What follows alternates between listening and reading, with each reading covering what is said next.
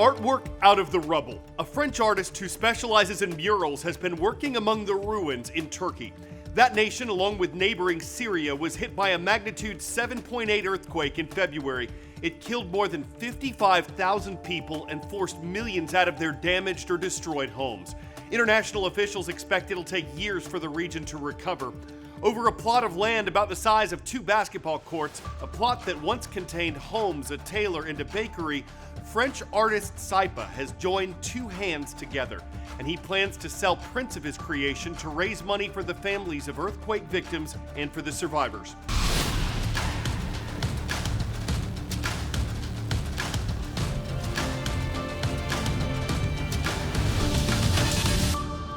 From worldatozorg and very soon from our new YouTube channel, this is The World from A to Z with me. I'm Carl Azus. One of the first stories we covered after we launched in early August was related to an increase in crime in the South American nation of Ecuador. A presidential candidate there was assassinated after promising to confront the nation's problems with drug trafficking, corruption, gang activity, and violence. Earlier this week, the election he was running in was decided. A 35-year-old conservative lawmaker named Daniel Noboa, whose career in politics started 2 years ago, will now lead Ecuador as president.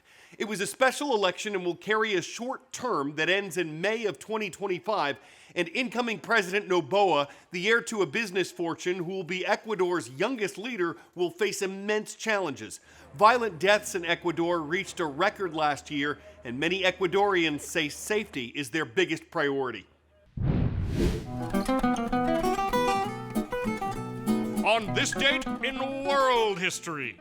American gangster Al Capone was convicted of tax evasion in 1931, and he was sentenced to 11 years in a federal prison. Capone, also known as Scarface, was an organized crime boss during Prohibition. Prosecutors had trouble convicting him, though he briefly served time on weapons charges. But after his conviction for tax evasion, Capone eventually served several years at the infamous prison at Alcatraz. He was released in 1939 and suffered from a number of health problems before his death in 1947.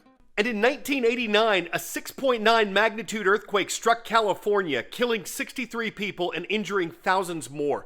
The quake lasted around 15 seconds and caused part of the Bay Bridge to collapse.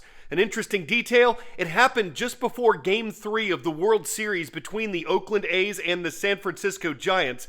Candlestick Park saw only minor damage, but the quake caused a 10-day delay of the series. Immunotherapy is a lot what it sounds like. It's a type of medical treatment that aims to harness our immune systems to prevent or treat diseases. It's not effective for everyone. It can become less effective over time. It can take a while, sometimes longer than other procedures, and like other procedures, immunotherapy can have side effects or cause more health problems. That's part of the reason why the treatment you'll hear about next has to be done in clinics or medical offices. It involves exposing children to small amounts of a substance they're allergic to, and if it triggers an allergy, patients may need medical treatment right away. The reason why there's a lot of interest in this, health experts estimate that 1 in every 13 American kids has a food allergy. It's one of the most common causes of severe allergy attack. Peanut allergies can affect all aspects of a child's life. They can spend a lot of time worried about having a true allergic, life-threatening allergic reactions. So it can be really difficult for these kids. Dr. Sandra Hong with Cleveland Clinic says food allergies can also lead to isolation. We can't have parties in the classroom anymore, or we're not allowed to have the really fun treats anymore because there's someone who has a milk allergy or a peanut allergy. Hong is one of the authors of a study researching how oral immunotherapy may help. The therapy where researchers expose young children under the age of 1 who have been diagnosed with a food allergy to the food to which they're allergic. We get very tiny amounts slowly built up into their system, and we need to do it in our offices. Hong says of the children who took part in their peanut oral immunotherapy study, 91% ended up being able to tolerate large amounts of peanuts without a severe reaction. She says the rest were still able to be exposed to multiple peanuts at a time. Researchers believe that means those children may not have to worry about accidental peanut exposures. They are at an ice cream shop and they want to get ice cream, but as long as they avoid the peanut containing ones, they'll be able to tolerate small amounts of contamination. A word of knowledge. Which of these civilizations is believed to be the oldest? Mayan civilization, Persian civilization, Roman civilization, Aztec civilization. Of these options, archaeologists believe the Mayan civilization is the oldest, dating back as far as 1800 BC. A disaster for the environment or a needed boon to the economy. Those are two of the major schools of thought surrounding Tren Maya, a new train route through Mexico's Yucatan Peninsula. Archaeologists have been working ahead of the construction, finishing up digs near the new train's route. They recently uncovered a Mayan burial site that they think could be more than 1,000 years old. For some, it's the very reason why the rail project should be stopped altogether. For others, it's the very history that's hoped to attract visitors. In many parts of the world, rail provides efficient transportation, not only for travelers, but for tourists. Trains can treat riders to scenic views unobstructed by traffic. In Mexico, President Andrés Manuel López Obrador wants exactly that. Y con el tren. This is an exciting topic. What we aim at with the train is to get people to arrive at Cancun, around 30 million visitors. And instead of just staying in Cancun or Playa del Carmen, let them get into Quintana Roo. Internarse en todo Quintana Roo. It's called Tren Maya, or Mayan Train, and it'll be nearly 950 miles long, traversing the Yucatan Peninsula. Construction began in 2020 and is scheduled to be finished by the end of this year. The rail plan is to connect popular beach resorts with archaeological ruins, but environmentalists have brought the project to a halt.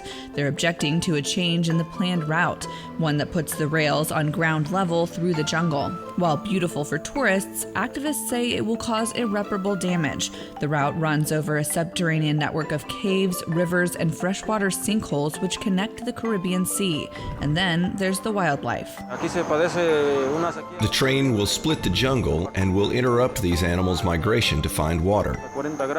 Mexican authorities reject the claims, and President López Obrador says the pros outweigh the cons. He believes the $10 billion project will help economic development in one of the country's most impoverished regions. I think it's an ambitious project, especially because it'll bring infrastructure and tourism, which is our main source of economy. Environmentalists insist that the only answer is to revert to the train's original planned route, one that crossed jungle land by way of an overpass over a highway. We'll see if Tren Maya can provide jobs, promote Mexico's history and culture, and preserve the environment. We're spending some time in the middle part of the country today, starting in America's heartland, aka the Sunflower State, aka Kansas. Miss Vogel's class is watching at Chaparral High School in Anthony Harper.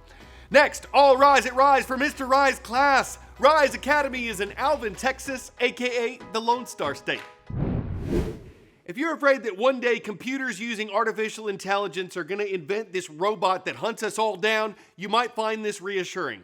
Or terrifying, it just depends on how you see it. What we mean by it is a sort of blocky, blobby thingy, not its technical name. Researchers at Northwestern University gave AI this command: design a robot that can walk. The computer failed several times, but eventually it settled on a design and utilized a 3D printer to create what looks like a squishy block with random cutouts. Now that's not going to do anything on its own, but when it's given a puff of air, it expands and contracts and manages to inchworm itself to a slightly different place. Repeat that enough times and voila, an air puff powered robot that can walk, sorta.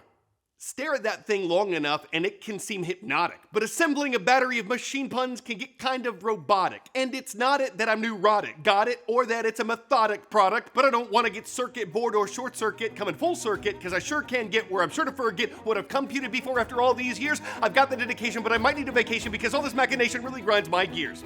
I'm Carl Azus, machining some pun and games on the world from A to Z. Thank you for giving us 9 minutes of your day. We hope the rest of it is amazing.